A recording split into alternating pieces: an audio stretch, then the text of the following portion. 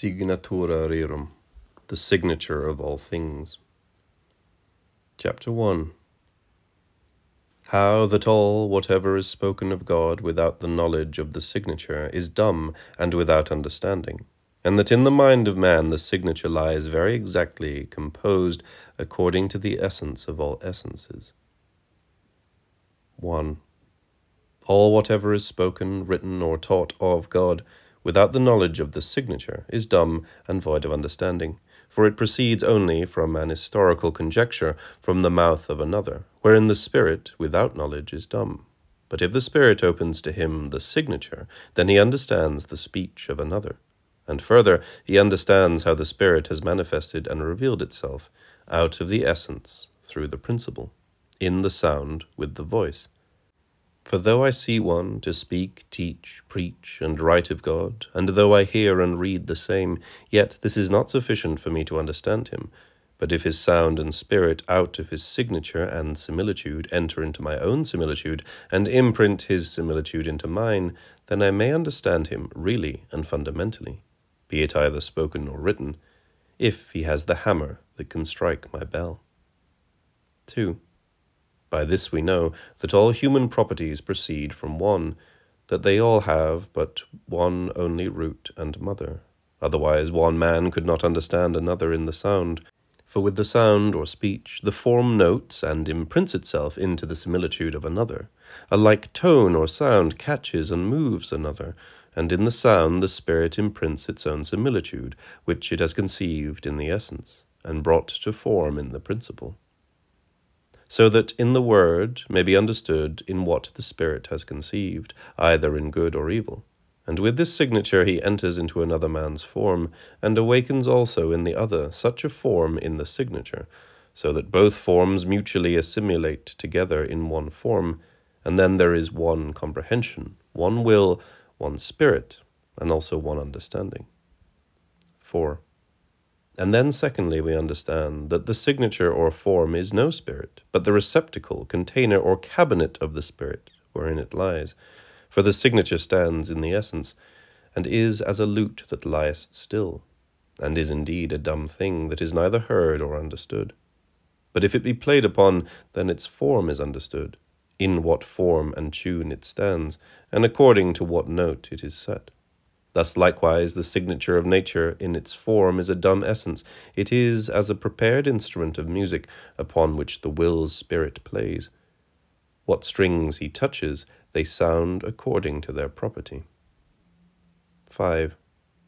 In the human mind, the signature lies most artificially composed according to the essence of all essences, and man wants nothing but the wise master that can strike his instrument, which is the true spirit of the high might of eternity. If that be quickened in man, that it stirs an axe in the center of the mind, then it plays on the instrument of the human form, and even then the form is uttered with the sound in the word. As his instrument was set in the time of his incarnation, so it sounds, and so is his knowledge. The inward manifests itself in the sound of the word, for that is the mind's natural knowledge of itself. 6. Man has indeed all the forms of all the three worlds lying in him, for he is a complete image of God, or of the being of all beings, only the order is placed in him at his incarnation. For there are three workmasters in him which prepare his form, or signature, viz. The threefold fiat, according to the three worlds. And they are in contest about the form, and the form is figured according to the contest. Which of the masters holds the predominant rule and obtains it in the essence?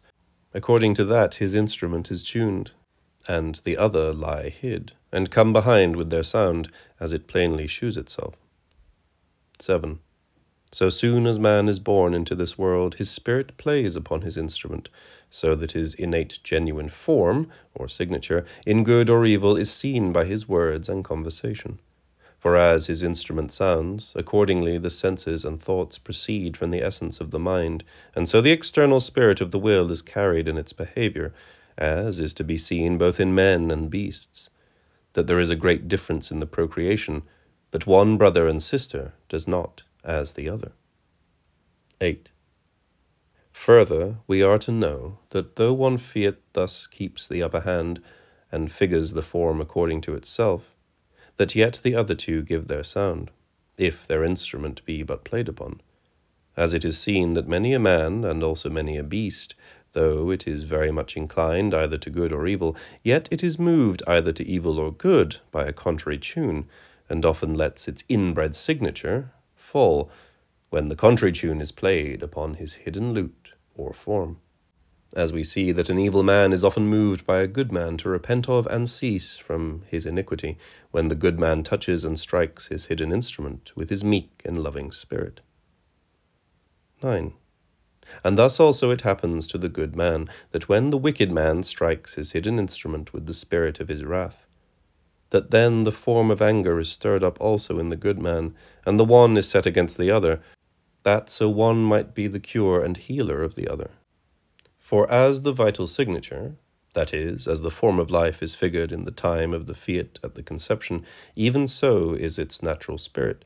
For it takes its rise out of the essence of all the three principles, and such a will it acts and manifests out its property. 10. But now the will may be broken, for when a stronger comes, and raises his inward signature with his introduced sound and will spirit, then its upper dominion loses the power, right, and authority, which we see in the powerful influence of the sun, how that by its strength it qualifies a bitter and sour fruit, turning it into a sweetness and pleasantness.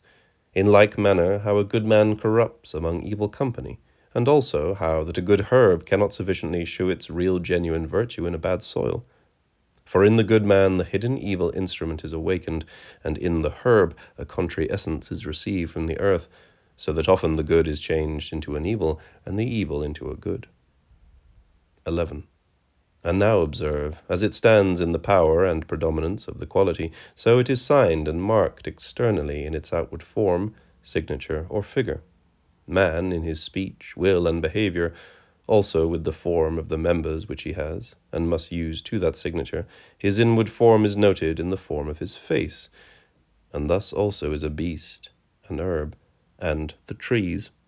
Everything as it is inwardly, in its innate virtue and quality, so it is outwardly signed.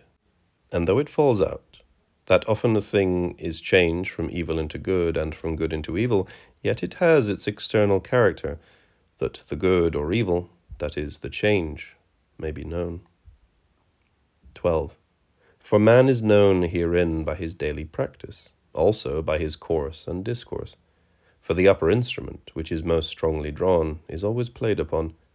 Thus also it is with a beast that is wild, but when it is overawed and tamed and brought to another property, it does not easily shew its first innate form, unless it be stirred up, and then it breaks forth and appears above all other forms.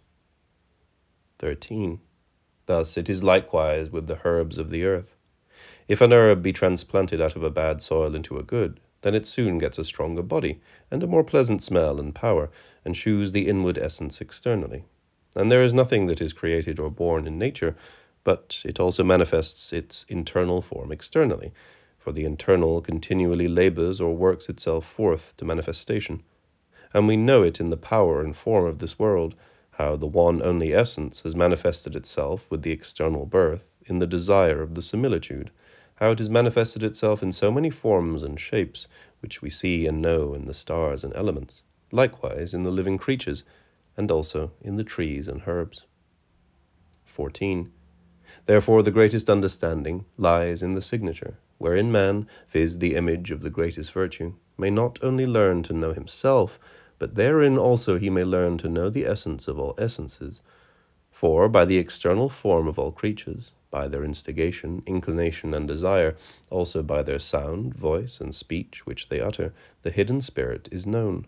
For nature has given to everything its language according to its essence and form, for out of the essence the language or sound arises, and the fiat of that essence forms the quality of the essence in the voice, or virtue, which it sends forth, to the animals in the sound, and to the essentials in smell, virtue, and form. 15. Everything has its mouth to manifestation, and this is the language of nature, whence everything speaks out of its property, and continually manifests, declares, and sets forth itself for what it is good or profitable. For each thing manifests its mother, which thus gives the essence and the will to the form.